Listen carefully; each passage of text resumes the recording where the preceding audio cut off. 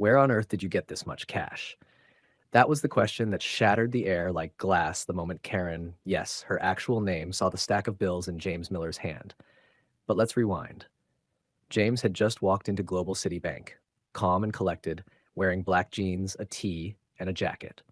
He nodded politely as he stepped into the business account section and said, "Good afternoon. I'd like to make a deposit." But the woman at the desk, a white teller with judgment already in her eyes, looked him over from head to toe and snapped, "Oh, this is for business clientele. The regular line is out there." James didn't flinch. "I'm in the right spot. I just left the studio. Anyways, I need to make a deposit." He took a seat, opened his bag, and calmly handed over a bundle of cash. And that's when she hit him with the question, "Where on earth did you get this much cash?" James responded without hesitation, "From my business." But Karen wasn't having it. She narrowed her eyes. "Look, before we go any further, I need to see some ID." Funny, because the last guy, a white man in a suit, walked in and out with no questions. Still, James obliged. He pulled out his wallet and handed her his driver's license. Karen looked at the ID, frowned, and looked up at James. "Is this really you?" James met her eyes and answered, "Yes, it's really me."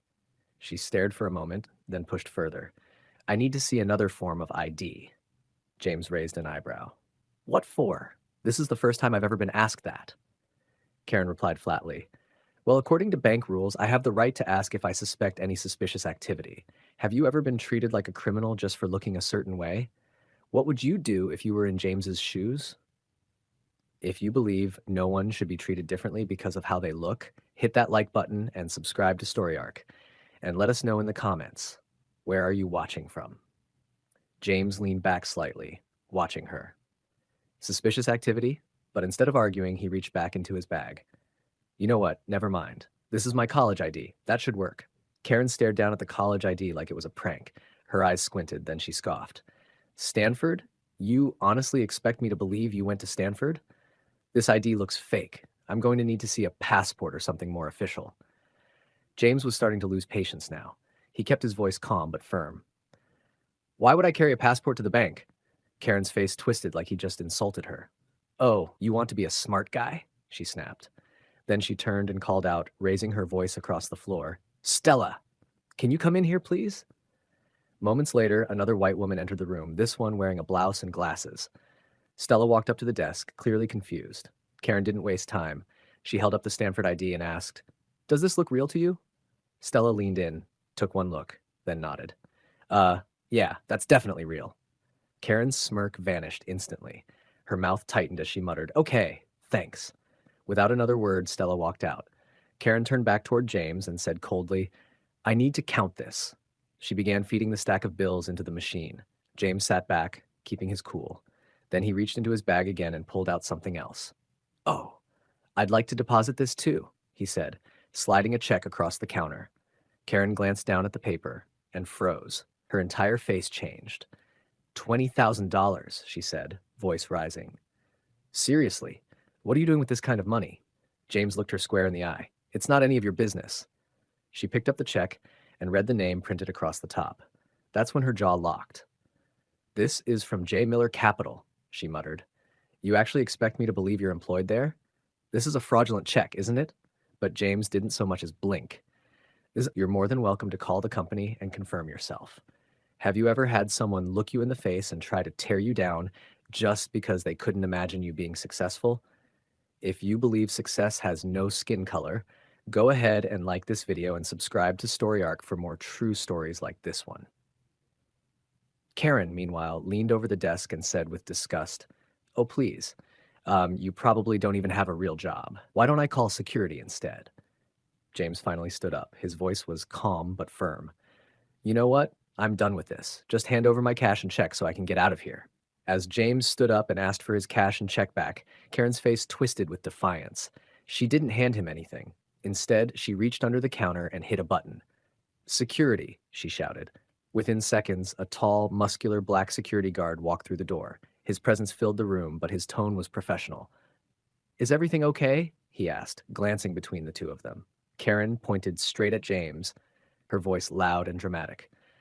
"No, it's not. This man handed me a fake ID, lied about where he works, and now he's trying to cash a fraudulent check." James didn't even flinch. More like she's profiling and making assumptions about me, when all I'm doing is trying to complete a basic transaction. Karen rolled her eyes hard and then raised her voice loud enough for nearby customers to hear. You people are so typical, always using race as your get out of jail free card. I know a crook when I see one. The room went quiet. James looked her dead in the eyes and said, Everything you just said couldn't be further from the truth. You claimed I didn't go to college, but not only did I attend one of the top universities in the country, I graduated at the top of my class. After that, I launched my own company, and over the years, it grew into one of the most successful financial institutions in the entire city. Then he added firmly, The point is, never judge a book by its cover, because I'm not just an employee at J. Miller Capital, I'm the CEO. Karen stared at him for a second, then burst out laughing, loud and mocking. You expect us to believe that? She turned toward the security guard. Get him out of here. You can tell he's a liar.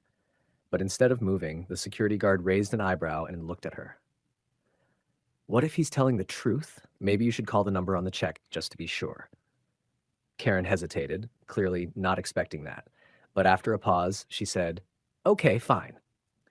She picked up the phone on her desk, dialed the number on the check, and said, Hello, this is Karen calling from Global City Bank. I have an individual here attempting to cash what appears to be a fraudulent check. Could you connect me to the owner, please? Thanks. Then, just seconds after Karen finished speaking, James's phone started ringing loudly. He slowly pulled it out, showed her the screen, and answered it.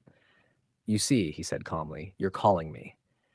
Have you ever seen the moment when someone's entire world flips because of their own ignorance? The moment James answered his ringing phone and said, You see, you're calling me, Karen froze like a statue. Her hand slowly lowered from the desk. I don't understand, she muttered, eyes bouncing between the phone in her hand and the one in his.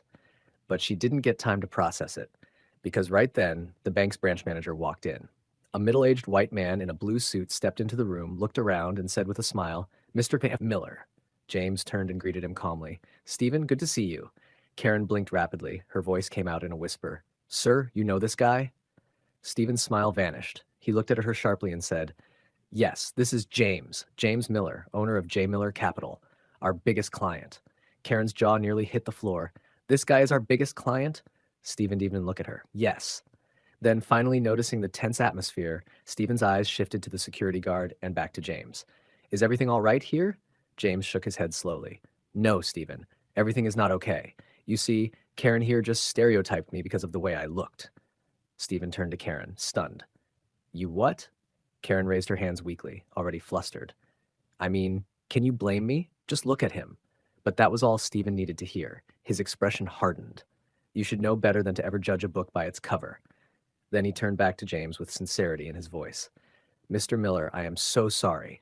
I assure you this will never happen again, because Karen here is fired. Karen's mouth dropped open. What? Fired? No, you can't do that. But Stephen was done. I just did. We've had complaints before about you racially profiling customers. I should have acted sooner. He turned to the security guard. Make sure she gets all her things. Karen stood frozen as the guard calmly gestured for her to collect her belongings. Then Stephen turned back to James. Mr. Miller, I'd love to assist you personally in my private office. Please follow me. Have you ever witnessed someone try to tear another person down only to get exposed by the truth? If you believe respect should never depend on appearance, like this video and subscribe to Story Arc for more stories that reveal what happens when prejudice meets power. And just like that, the man she tried to humiliate walked past her with his head held high, straight into the VIP office she never knew existed. The story may be over for Karen, but the lesson that lives on.